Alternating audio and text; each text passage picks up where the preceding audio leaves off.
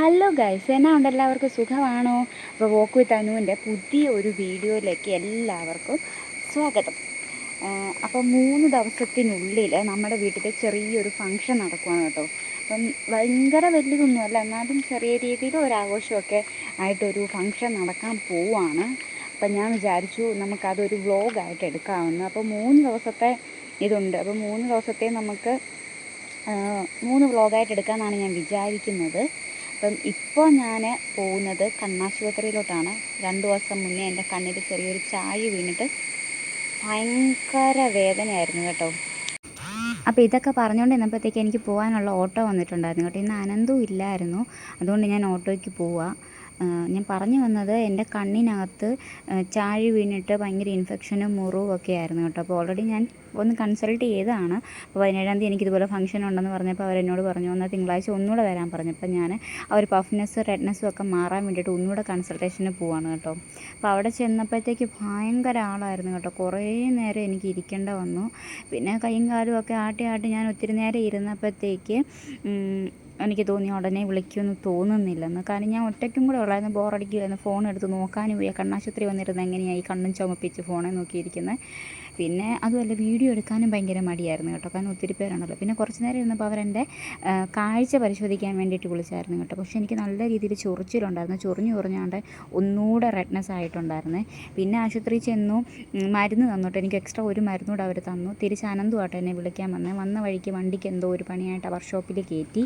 പിന്നെ അവനെന്നെ വീട്ടിൽ കൊണ്ടുവിട്ടു. എനിക്ക് നേരത്തെ ആ 3 മരുന്നായിരുന്നു തന്നത്, എക്സ്ട്രാ ഒരു മരുന്നൂടെ തന്നു. അപ്പോൾ എന്തായാലും അത് കൺസിസ്റ്റൻ്റായിട്ട് ഒഴിക്കാൻ വേണ്ടിയിട്ട് പറഞ്ഞിട്ടുണ്ട്.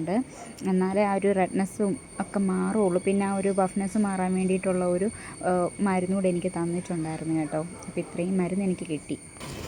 കണ്ണാശുപത്രിയിലൊക്കെ പോയിട്ട് വന്നു, കണ്ണി മരുന്നൊക്കെ ഒഴിച്ചു കേട്ടോ. അപ്പം എക്സ്ട്രാ എനിക്ക് ഒരു മരുന്നും കൂടെ തന്നു. അപ്പോൾ അത് ഒഴിക്കാൻ പറഞ്ഞു. അപ്പം എനിക്ക് കുറച്ച് തുണി കഴുകി എടുക്കാനുണ്ട്. അപ്പോൾ ഇന്നുകൊണ്ട് എനിക്ക് അത്യാവശ്യം എൻ്റെ തുണികളൊക്കെ കഴുകി എടുത്തില്ലെങ്കിൽ 3 ദിവസം ഞാൻ വീട്ടിലായിരിക്കും. സോ അപ്പോൾ എനിക്ക് തുണിയൊന്നും അലക്കാൻ പറ്റില്ലല്ലോ. ഇന്നുകൊണ്ട് ഞാൻ അലക്കിയെടുക്കാമെന്ന് വിചാരിക്കുന്നു. അപ്പോൾ അലക്കിയെടുത്ത് കഴിഞ്ഞിട്ട് വൈകിട്ട് കുട്ടുവിൻ്റെ മുടി വെട്ടിക്കാൻ പോകണം. പ്ലസ് എനിക്ക് കമ്മലൊക്കെ മേടിക്കാൻ വേണ്ടിയിട്ട് പോകണം. പിന്നെ തലേദിവസം ഇടാൻ ഒരു ഓഫ് വൈറ്റ് ടോപ്പ് എടുക്കണം. അപ്പം ആ ടോപ്പും പിന്നെ പറ്റിയാൽ പിന്നെ കുട്ടുവിന് ഡ്രസ്സ് എടുക്കണം. മനീഷിന് ഞാൻ എടുത്താൽ ചിലപ്പോൾ ഇഷ്ടപ്പെടത്തില്ല, അതുകൊണ്ട് മനീഷ് അത് എടുക്കുമായിരിക്കും. അപ്പോൾ ഇത്രയും കാര്യങ്ങൾ ചെയ്യാനുണ്ട്.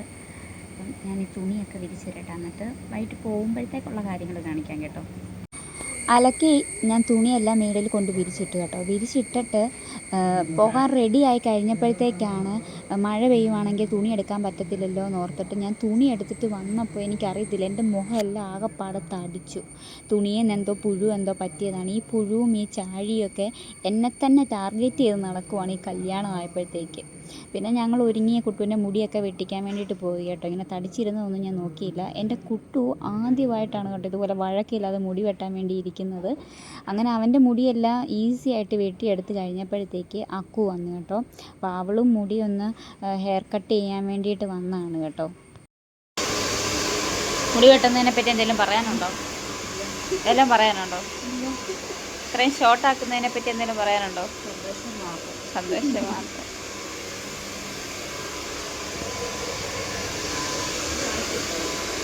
എനിക്ക് ആഗ്രഹമുണ്ട്, പക്ഷെ പൈസ ഇല്ല ഗൈസ്.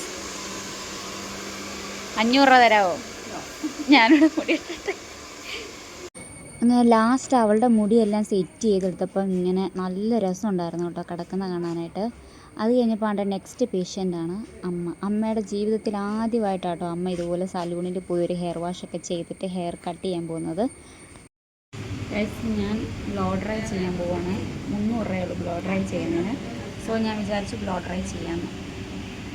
അടുത്തത് ഞാനായിട്ടോ. അപ്പോൾ അമ്മ എനിക്ക് പൈസ തന്നു ബ്ലോ ഡ്രൈ ചെയ്യാൻ വേണ്ടിയിട്ട്. അപ്പം ഞാൻ ഹെയർ കട്ട് ചെയ്യുന്നില്ലെന്ന് ഉറപ്പിച്ച് വെച്ചേക്കുവാണ്. കാര്യം മുടി വളർത്താമെന്നുള്ളൊരു നിലപാടാണ് എനിക്കിപ്പോൾ ഉള്ളത്. അപ്പോൾ അവരെൻ്റെ ഹെയർ വാഷൊക്കെ ചെയ്തിട്ട് ഹെയർ കട്ട് ചെയ്യാതെ ബ്ലോ ഡ്രൈ ചെയ്ത് തരാമെന്ന് പറഞ്ഞു കേട്ടോ.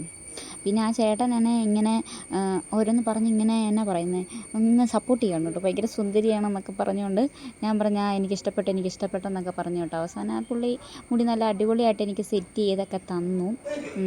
ഞാൻ പറഞ്ഞു എനിക്ക് യൂട്യൂബ് ചാനലുണ്ട്, സബ്സ്ക്രൈബ് ചെയ്യണമെന്നൊക്കെ ആളോട് പറഞ്ഞു കേട്ടോ. ഇപ്പോൾ എന്നോട് പറഞ്ഞു സബ്സ്ക്രൈബ് ചെയ്തേക്കാന്ന്. മലയാളം കുറച്ചൊക്കെ അറിയാം കേട്ടോ, എന്നാലും കുഴപ്പമില്ലാത്ത രീതിയിൽ. അപ്പോഴാണ് കണ്ട അവിടെ അടിപൊളിയായിട്ട് എന്തൊക്കെയോ മുടിയിൽ ചെയ്തുകൊണ്ടിരിക്കുകയാണ്. അമ്മ സ്ട്രെയിറ്റ് കട്ടാട്ടോ ചെയ്ത്, ലെയറൊന്നും ചെയ്തില്ല, കാരണം ലെങ്ത്ത് കുറയ്ക്കണ്ടെന്ന് പറഞ്ഞ്. പിന്നെ ഞങ്ങൾ അവിടുന്ന് നേരെ ഇറങ്ങി നമ്മൾ കളേഴ്സിൽ കയറിയിട്ടുണ്ടായിരുന്നു, ചെരുപ്പും പിന്നെ അച്ചയ്ക്കൊരു മുണ്ട് ഷർട്ടും എടുക്കാൻ. പക്ഷേ അതിൻ്റെ വീഡിയോ എടുക്കാൻ പറ്റിയില്ല കേട്ടോ. അത് കഴിഞ്ഞിട്ട് നേരെ പോയി ഒരു ചായ കുടിച്ചു. ചായ കുടിക്കാമെന്ന് സത്യം പറഞ്ഞാൽ ഇറങ്ങിയപ്പോൾ ഒന്നും കഴിക്കാതൊക്കെ ഇറങ്ങി. അതുമല്ല ഇവൻ അപ്പടി വഴക്കുമായിരുന്നു. അപ്പോൾ ഇവനെന്തെങ്കിലും മേടിച്ചു കൊടുക്കാമല്ലോ എന്ന് കരുതി കയറിയതാണ് കേട്ടോ. പിന്നെ അവിടുന്ന് നേരെ നമ്മൾ കമ്മലൊക്കെ മേടിക്കണമായിരുന്നു. പക്ഷേങ്കിൽ നമ്മൾ ആദ്യം കയറിയ കടയിൽ കുറേ കമ്മൽ കിടപ്പുണ്ട്, പക്ഷേ ഞാൻ ഉദ്ദേശിച്ച ടൈപ്പ് ഒന്നും ഇല്ലായിരുന്നു കേട്ടോ. ഒരു സാരിയുടെ കൂടെ ഇടാൻ പറ്റിയത്. അതിൻ്റെ തന്നെ വേറൊരു കട, വേറെ 2-3 കടയുണ്ട് കേട്ടോ. അതിൽ 3-ാമത്തെ കടയിൽ ചെന്നപ്പം അവിടുന്ന് എനിക്കൊരു കമ്മൽ കിട്ടി കേട്ടോ. ഞാൻ ആ ഒരു കമ്മൽ മേടിച്ചു. കുറച്ച് ഹെവി ആയിട്ട് എനിക്ക് തോന്നി, എന്നാലും കുഴപ്പമില്ല. യെസ്, ഞങ്ങൾ വീണ്ടും കളേഴ്സിൽ വന്നു ഗൈസ്. അല്ല സോറി, എന്നാ സ്ഥലത്തിൻ്റെ പേര് പിങ്ക്. പിന്നെ ഞങ്ങൾ നേരെ വീട്ടിലോട്ട് പോയി കേട്ടോ. കാര്യം പർച്ചേസിങ്ങും കാര്യങ്ങളൊക്കെ കഴിഞ്ഞിട്ടുണ്ടായിരുന്നു. നടന്ന് പോയേക്കാമെന്ന് കരുതി, കാരണം മഴയൊന്നുമില്ലായിരുന്നു. എന്തായാലും ഇത്രയും നടന്ന് ഇച്ചിരിയും കൂടെ നടന്നേക്കാലോ എന്ന് കരുതി ഞാനും അക്കും കൂടെ പയ്യെ അങ്ങ് നടന്നു കേട്ടോ വീട്ടിലോട്ട്. ഇപ്പം മുറ്റത്ത് പന്തലൊക്കെ ഇട്ട് സെറ്റാക്കിയിട്ടുണ്ട്. സ്റ്റേജ് ഇട്ടില്ല, സ്റ്റേജ് പിറ്റേ ദിവസം അങ്ങോട്ട് ഇടുകയുള്ളൂ കേട്ടോ.